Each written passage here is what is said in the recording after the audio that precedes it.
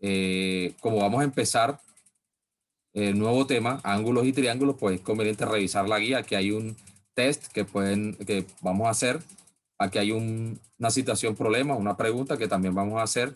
Y obviamente vamos a tratar la temática de clasificar ángulos y triángulos.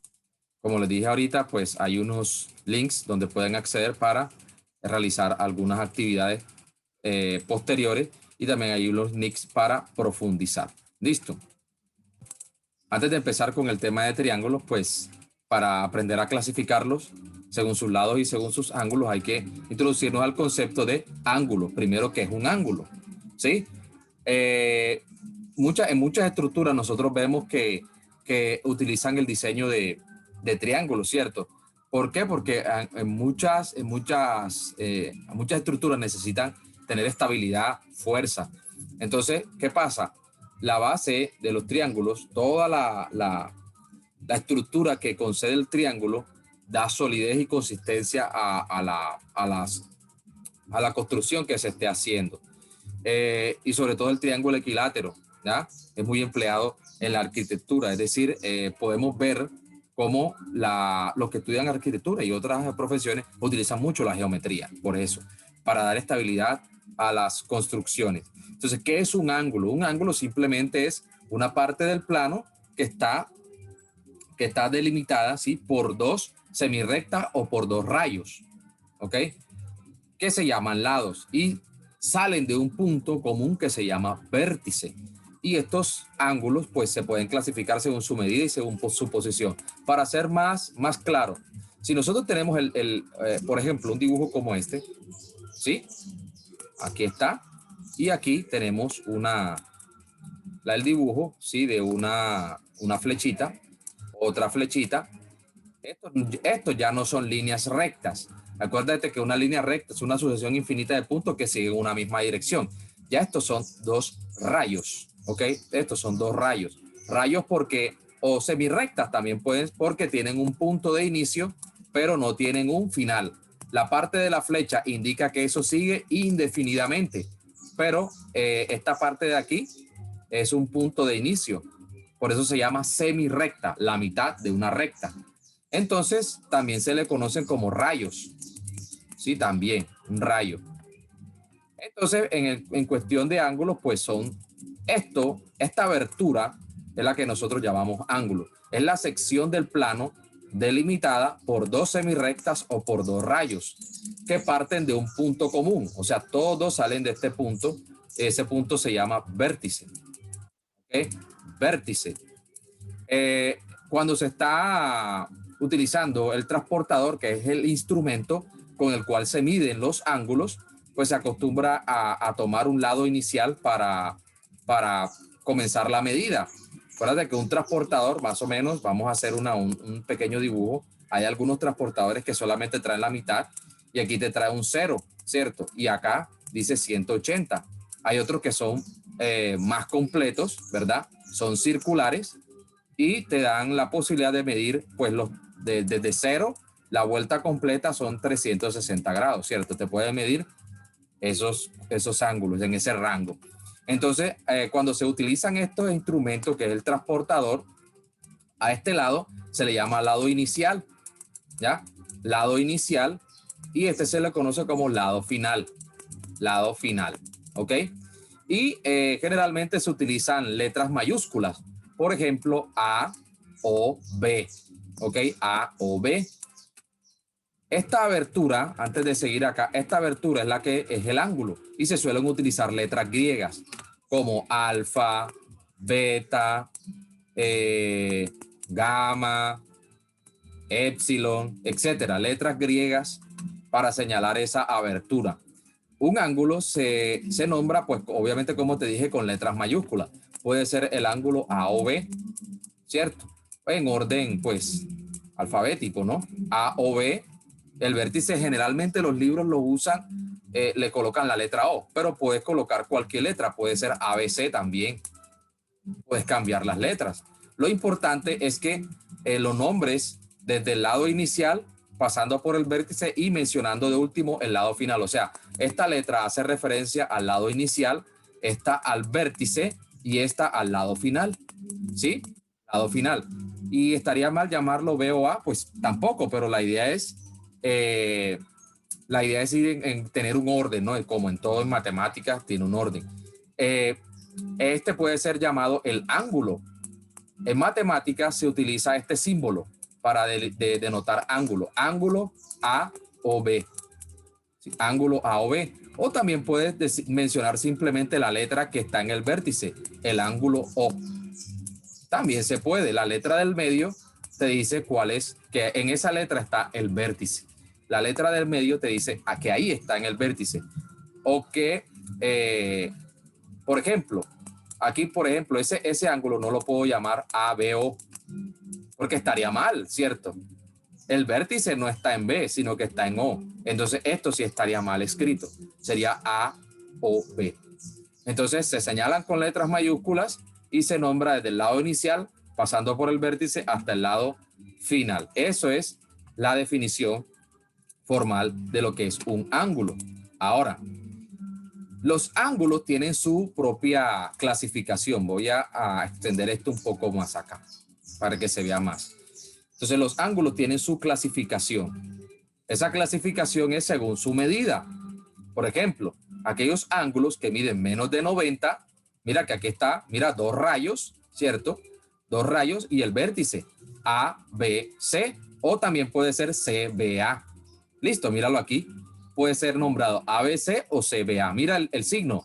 ¿Qué es esa M, profesor? Esa indica medida. ¿Qué quiere decir? La medida del ángulo CBA es igual a 60.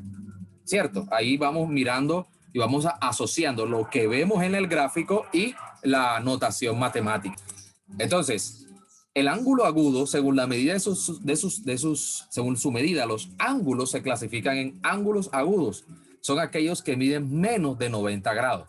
Por ejemplo, este ángulo, el ángulo ABC o CBA, mide 60, es un ángulo agudo.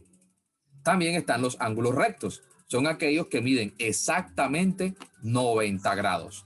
Por ejemplo, la medida del ángulo EFG es igual a 90. Y fíjate que estos ángulos tienen una característica, que donde se encuentra el ángulo recto hay un cuadrito, ¿cierto? Ahí está, que lo estoy coloreando con rojo. Eso indica, siempre en geometría que tú veas eso indica que hay un ángulo recto ahí. Mira, la letra A es el ángulo de 90 grados. Hay ángulos obtusos, que son aquellos que miden más de 90 grados. Más de 90 grados. ¿Ok? Por ejemplo, mira, este mide 130 grados. El ángulo MPN o NPM. Puede ser de las dos formas. Este mide 130, es un ángulo obtuso. Hay ángulos llanos, que son los que miden exactamente 180 grados. El ángulo AED o el ángulo DEA también mide 180, por lo tanto es un ángulo llano. Entonces, recopilando, ángulos agudos son los que miden menos de 90 o se encuentran entre 0 y 90 grados. Perdón, entre más de 0 grados y menos de 90. Un ángulo que mide exactamente 90 es un ángulo recto. Uno que mide más de 90 es llamado un ángulo obtuso y uno que mide exactamente 180 es un ángulo llano. ¿Ok?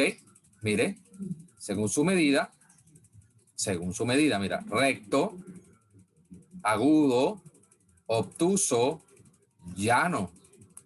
Ok, ahí están esos dibujitos allí. El ángulo completo, hay unos que introducen el ángulo completo. ¿Cómo así que ángulo completo? Pues es el ángulo que mide exactamente 360 grados. 360 grados. ¿Ok? 360, mira que forma un círculo completo, ¿cierto? Este ángulo completo, este ángulo convexo es el mismo obtuso. ¿Ves? ¿Dónde está la medida? ¿Ves? Este ángulo se mide al revés.